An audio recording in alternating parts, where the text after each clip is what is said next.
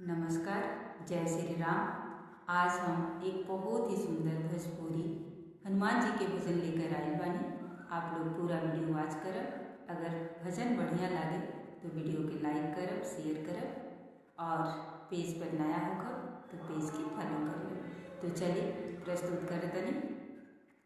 झूमत आवे हो, झूमत आवे हो, बजरंगी बलवानवा झूमत आवे हो, झूमत आवे हो, बजरंगी बलवानवा।